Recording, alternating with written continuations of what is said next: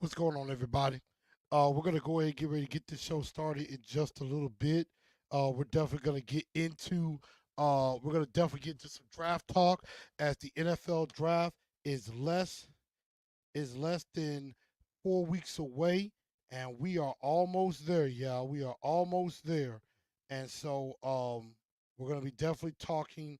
We're definitely gonna be talking offensive line. So we're gonna definitely talk about the trenches, and then we're also going to get into talking about Legarius Sneed, who's been introduced. He's been introduced to the media. He is official, and then also those dastardly Houston Texans, always trying to outdo us, decide to make a move of their own and be able to try to outdo little old us because they were afraid. And I would understand their fear too. So we're definitely going to get into that and so much more. And we're going to get ready to get this show started.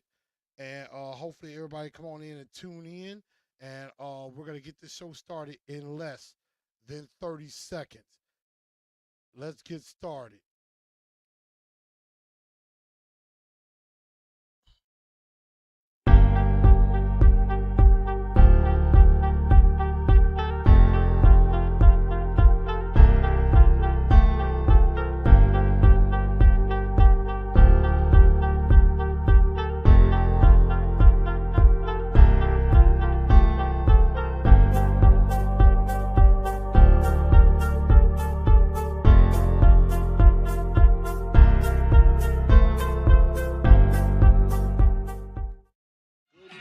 Good evening, Titan Nation. How's everybody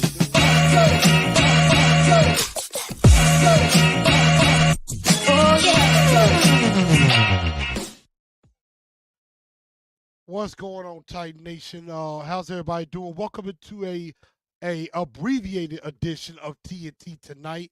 I'm your man Chris, aka Blue Enforcer, aka The Truth. Welcome into the show. Glad everybody could be with me on this evening. Definitely got quite a bit going on and everything. So y'all bear with me, and I thank y'all for tuning in. I also want to give a shout out to the missus of Titans and Truth, Sunshine Lavender. Definitely appreciate her.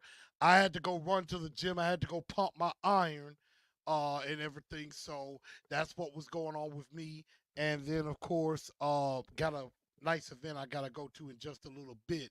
So let's go ahead and get into the show. Again, make sure y'all share the show out, whether it be on Facebook at TNT Enforcers, on Twitter X at TNT Blue Enforcer, or on Instagram at Titans underscore in underscore truth.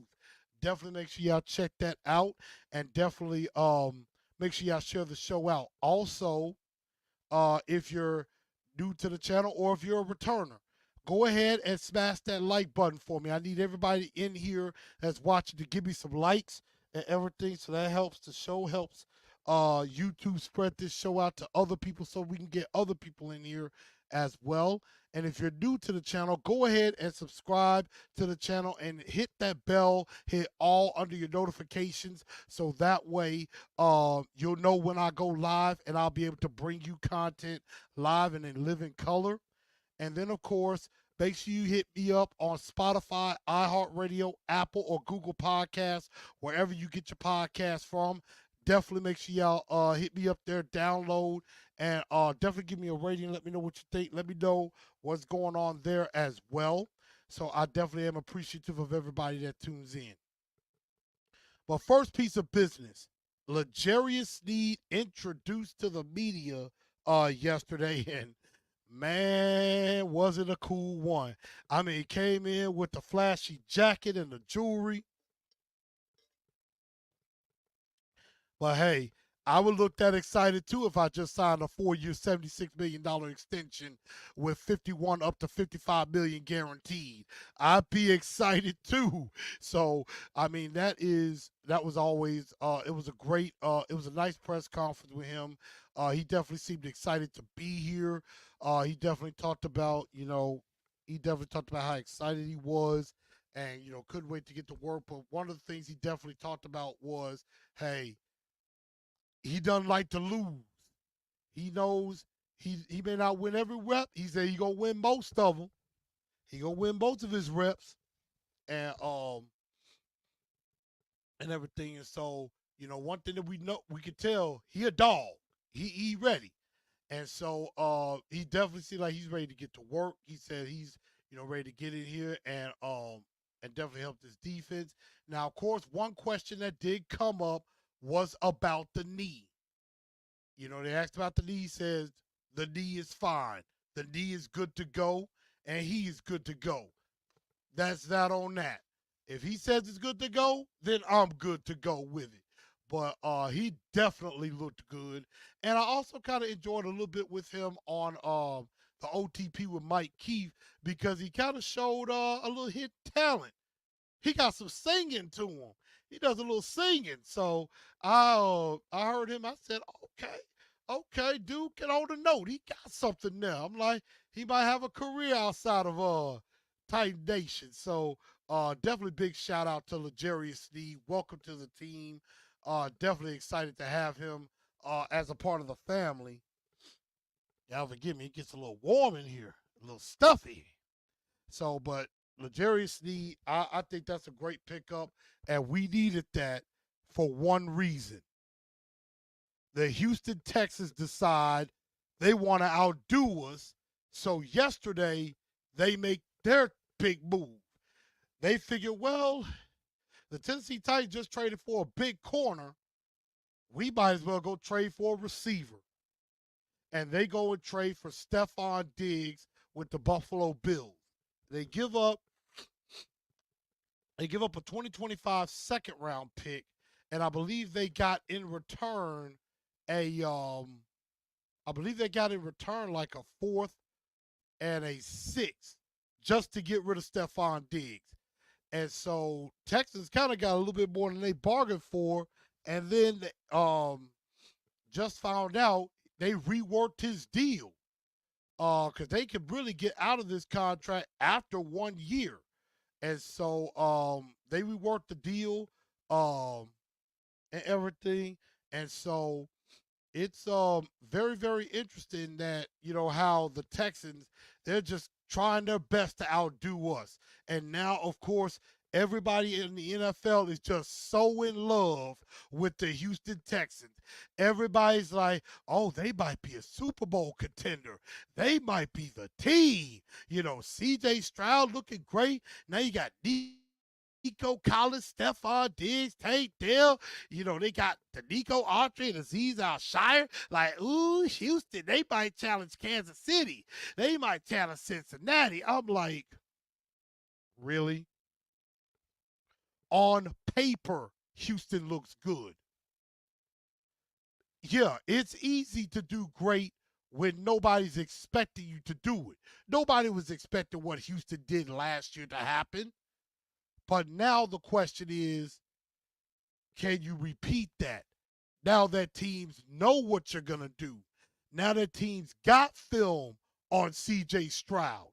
Now some teams will know some of his tendencies, what he likes to do, what he doesn't like to do, and things like that.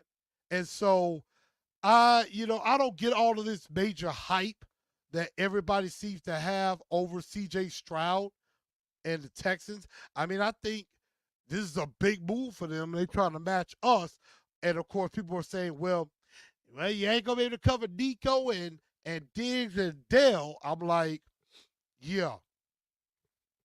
L'Jarius Sneed, 5 contests, 3 catches against L'Jarius Sneed for Stephon Diggs. Sneed will take care of Diggs. Cheeto will take care of Nico Collins. McCreary can take care of Tank Dell inside. I'm not worried about the Houston Texans. And you shouldn't be either. We focus on us. I mean, I think it's a good move for the Houston Texans. I agree with it. They don't want to be a one-hit wonder and then the Tennessee Titans take back the division. They're the copycats. They're the copycats. They're our little brother. They got lucky last year. Because the fact of the matter is, they made this move in lieu of what we did, in my honest opinion. That's just me. They just did that to match what we were doing. Kind of take the wind out of our sails a little bit. But it's okay because Stephon Diggs will do what he's always done. He'll get he'll get some targets, and then he'll start whining and moaning and complaining. And then Houston's gonna get him out of there. And now Houston may have ended up paying a little bit more than they thought they were going to do. I'm trying to see if I can find out the reworked contract situation. But I think I see what happened. They added some void years on the back.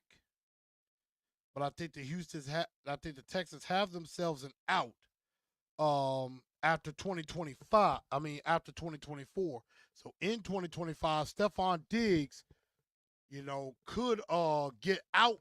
They could get out of this deal after this year, that he could become a free agent.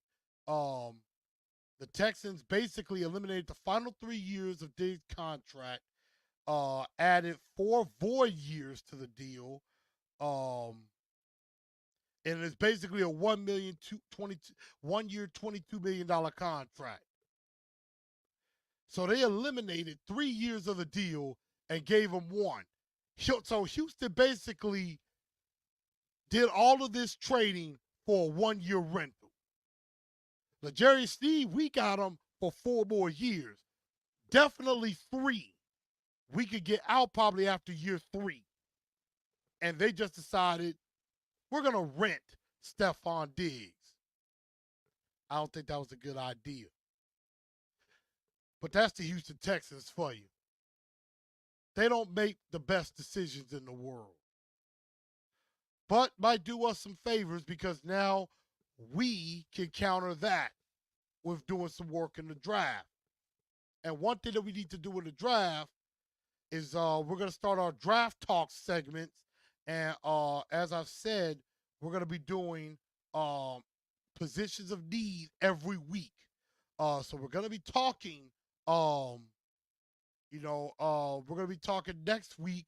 We're going to, in the next few weeks, we're going to be talking pass rusher. We're going to be talking wide receiver. We're definitely going to look at defensive line. Is definitely one that's come up, or inside linebacker. We're definitely going to take a look at linebackers, defensive line, wide receivers coming up. But we're going to start with talking about probably the most glaring need of all, and that is the offensive line. And y'all saw it on the graphic. I got 5 big-time offensive linemen, but are they my top 5? I have a top 5 of my offensive line, and then I have some dark horses as well. So, we got a lot to get into on that, but I'm going to start with talking about my number 1 offensive lineman, and the guy that I think is a absolute slam dunk when it comes to the offensive line. These are my top 5 linemen, and then I'm going to have some dark horses. Number 1, you got to go with Joe Alt. 6'8", 322 from Notre Dame. Excellent, excellent size. He's athletic. He is good in the run game and the passing game, and has a terrific anchor. Started off as a tight end, and then got moved to tackle. And he's got tackle in his blood. His dad, John Alt, was a all-pro offensive lineman. So Joe Alt is getting ready to follow in his father's footsteps. And this dude is as pro-ready as any other offensive lineman in this draft. This dude is... Titans draft him at 7. He is your starting left tackle, and there is no question. He will be your starting left tackle. Now, some things that he can work on against some edge rushers, he can lose a little leverage, but he can still recover. And he doesn't necessarily blow guys off the ball, but he gets the job done. And so I watched him in a couple of games against Clemson, against Louisville, and of course against Ohio State. And I think against Ohio State, I think he did a pretty good job. He had a rep or two where he struggled a little bit, but all in all, Joe Alt he is pro ready. Like I said, if the Tennessee Titans draft him at 7, he is your starting left tackle right then. No ifs, ands, or buts about it. No questions to be asked. And so I want y'all to leave comments in the comments section, not just about Stephon Diggs, what y'all thought about the Sneed press conference, but is Joe Alt your number 1 offensive tackle in this draft? And honestly enough, if Joe Alt's on the board at 7, I know there's talk of Jim Harbaugh maybe could go offensive line at 5. But if Joe Alt is there at 7, you take Joe Alt. The only way I don't is if somebody just blows me away with a trade option if a quarterback is there. And then maybe you could trade back to, say, 11 with Minnesota, get 11 and 23. Alt might still be there at 11. Because if Minnesota takes a quarterback, Atlanta's not going line or quarterback. Chicago could go line, but I think they go receiver. And the Jets might head the way of Brock Bowers. So at 11, Joe Alt might still be there. So you could trade back, get a couple of extra picks, and still get Joe Alt at 11. That would be my dream scenario. But if Alt's there at 7, I'd take him. Unless his name is Marvin Harrison Jr. Now, if Marvin Harrison Jr. is there at 7, that's a whole different can of worms. If Marvin Harrison Jr. is there at 7, I'm taking Maserati Marv without thinking twice, even if Joe Alt is on the board. But if Alt is gone, the next guy I'm going with is Olu Fashanu. Oh, I'm sorry. Olu Fashanu. It's pronounced Fashanu, not Fashanu. 6'6", 317 from Penn State. Also stellar. And the great thing, and I want y'all to look at me, the great thing about these two guys, Fashanu and Joe Alt, these two have combined, I believe, last year over 3,000 snaps.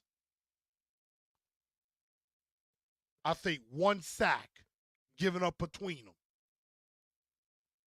Joe Alt, in his entire 4-year career at Notre Dame, gave up 4 sacks in 4 years.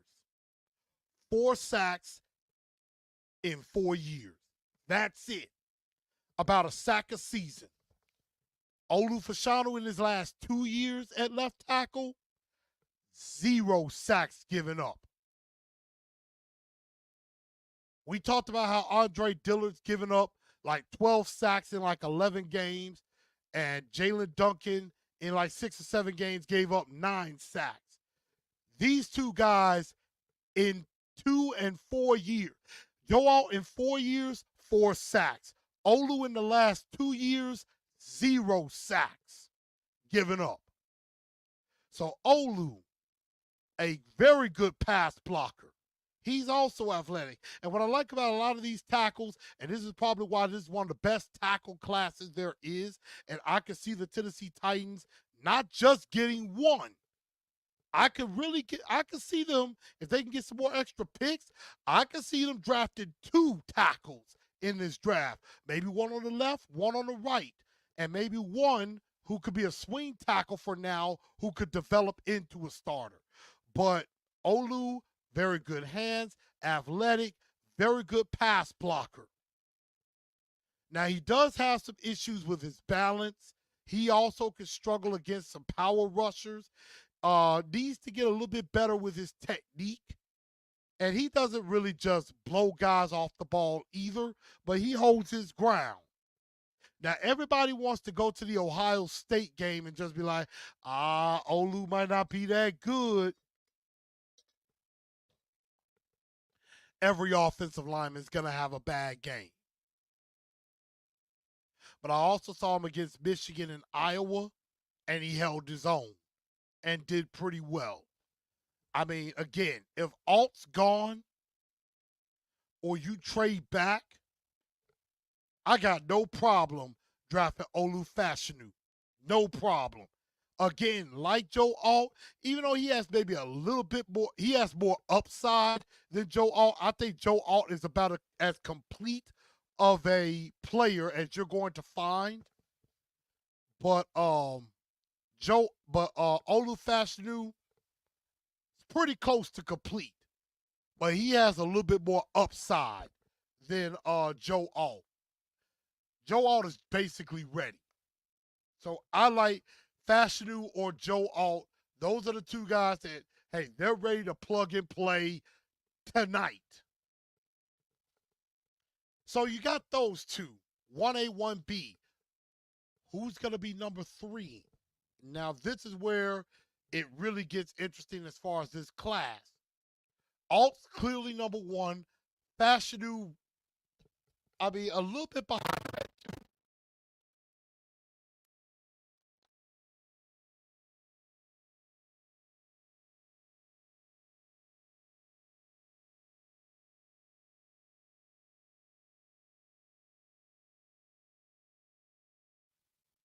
Okay. Making sure we're good. Okay.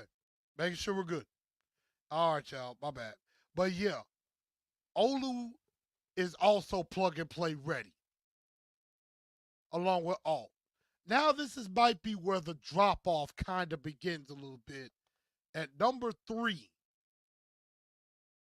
I got Talisi Fuaga from Oregon State. 6'6", 334 from Oregon State. Definitely moves easy. Has some very good feet. He has a little bit of a mean streak to him, which I think all of these guys do. And he packs a punch. And so I think one thing about him, I think he's a little bit more of a road grader than he is a pass blocker, but I think he can do pretty decent in both areas. Although he does have some issues, sometimes he does over pursue in his blocking. He's so anxious to block that he tends to go past the guy he's supposed to block. He tends to kind of shoot out, guess with his hands where the defender is gonna be. And that's sometimes how he gets beat. And he mainly was the right tackle. Question is, can he go to left? Now, I sent in a text to Stillman and Company with TD during the TD Power Hour today, and TD basically said Fuaga is a right tackle, not left. He is a right tackle, plain and simple. And I'm like, that's cool.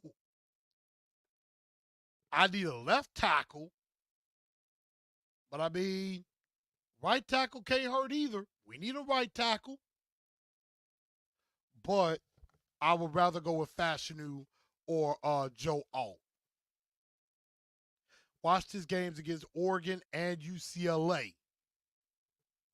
And he did a pretty good job against a guy that's highly touted in this draft and the pass rusher, Latu. Latu from UCLA.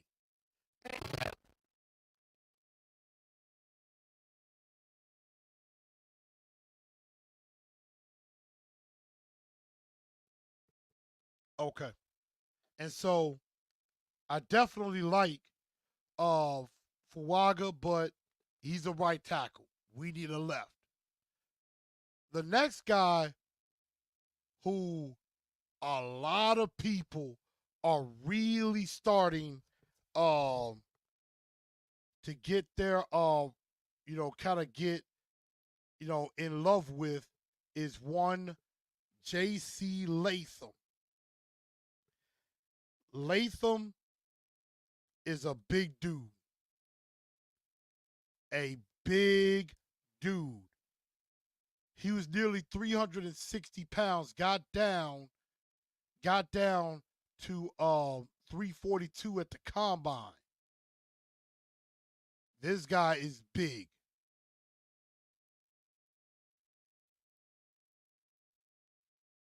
And one thing about him is that I like he's a road grader. He is a pure D road grader. Like this dude, he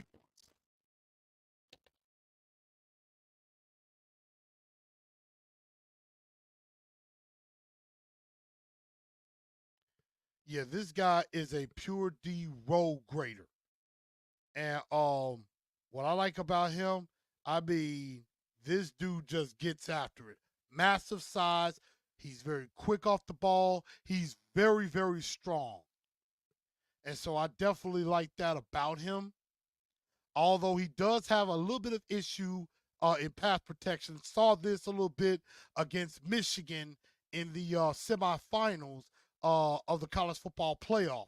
He needs to work on some technique too. He could be beaten by more finesse, faster pass rushers, as others have problem with power rushers.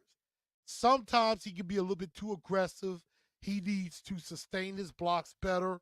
And like Talise Fuaga, he mainly played right tackle. Now, TD and others really do think Latham is a guy that can move to left tackle. I'm not so sure about that. Late and I know and I've said this many times. I know TD Teron has been teaching me not to blacklist a school, but I am terrified of Alabama offensive linemen because every time they get in the league, some of them don't do as well. I mean, look at our own situation. Chance Warmack was supposed to be the very best guard that time, and he stunk. Evan Neal, who plays for the New York Giants, not that good. I am afraid J.C. Latham could be headed down that exact same road. But we shall see. But he is massive. And then last but not least, my number 5, I had a little tough time with this one. But I have to go with a guy that I think has upside, probably is the most developmental of my top 5. And that is Kingsley Suamatea, 6'5", 324 from BYU. Again, this guy, very thick frame, quick feet, strong. He's versatile, can play either the left or the right side, and is pretty decent in both run and pass blocking. Although he does tend to lose his balance at times and lose his anchor and leverage, which also can lead to some guys putting that inside move on him and beat him to the quarterback. So he does need some work. And but I think with a guy like Bill Callahan, he could turn Sua Matea into one of the biggest dark horse stories in this draft. He has a lot of upside. And I think his toughness is definitely something that I like. I definitely like Kingsley Suamatea out of BYU. Would be nice to get him at 38, but he could be gone by that time. But he would be somebody that I would take at 78. I mean, at 38. So let me know what y'all think of my top 5. Did I miss somebody? Is there somebody that's not in my top 5 that should be? Like my dark horses. And a few dark horses I have. Jordan Morgan is a guy I think Bill Callahan kind of likes out of Arizona. Marius Sims from Georgia. Again, I do have my PTSD with Georgia offensive linemen as well. Thank you, Isaiah Wilson, for that one. Tyler Guyton from Oklahoma. very tall. I think could be sneaky good. Um, Not as high on him as others are, but we'll definitely see. Patrick Paul. Patrick Paul's a guy that's starting to kind of fall a little bit because he was a guy that you could have seen maybe late first, early second. Now some people dropping him into the middle, maybe even late second round, maybe even slip to the third. Troy is Fontanu is another guy that could go mid first round. He's a guy that's rising up. But a lot of people have the question, is he a guard or is he a tackle? He played left tackle, but he could also play guard. Roger Rosengard is a guy I really like. Like, he could be somebody, if you're picking late second, maybe in the third, he's a guy that's kind of climbing up. He can play both sides. He got reps at both left and right tackle during the Senior Bowl. I like him. Christian Jones at Texas could be a developmental right tackle. And then also Blake Foster from Missouri is another guy at left tackle that you can maybe get in the fourth round or something like that. I went ahead and threw in some guys on the interior line because I don't think we're really going to be focusing a lot on interior now that we got Lloyd Cushenberry. Jackson Powers Johnson, I know he'll be gone. We're probably not going to be able to get him, but some guys, just to name a few: Cooper Beebe from Kansas State, Christian Haynes from UConn, a guard, Tanner Bortolini, a center from Wisconsin, Dominic Puny from Kansas. He could play guard or tackle or center.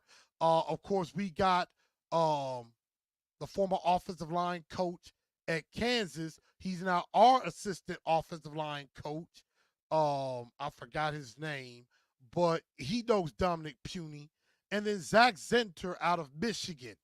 And then I believe there was Zach Frazier out of West Virginia. I forgot about him. So that's another couple of guys on the interior that we could definitely look at as well. So maybe one of these guys that are my dark horses, should they have been in my top 5? Let me know in the comments below. But definitely I like my top 5. Number 5, Kingsley Suamatea. Number 4, J.C. Latham. Number 3, Talisi Fuaga. Number 2, Olu Fashanu. And number 1, Joe Alt are my top 5 offensive linemen. But before we get out of here tonight, again, make sure y'all hit that like button and also hit that subscribe button as well. And I thank everybody for tuning into the show. Definitely want to, some of my fellow frat brothers are in Kansas City right now for our regional conference. I can't be there with you, but y'all have a really, really good time up there, and bring me back to knowledge. And also for Mrs. Titans in Truth, Miss Sunshine Lavender, I give her congratulations to her sorority sisters, the ladies of Sigma Gamma Rho Sorority Incorporated. They're having their regional conference here in Memphis, Tennessee. I'm actually going to get ready to go to an event of theirs in just a little while. So I thank everybody for tuning into the show. What did y'all think about offensive linemen? We're going to get into edge rushers, wide receivers, defensive line. We're going to get into all of that.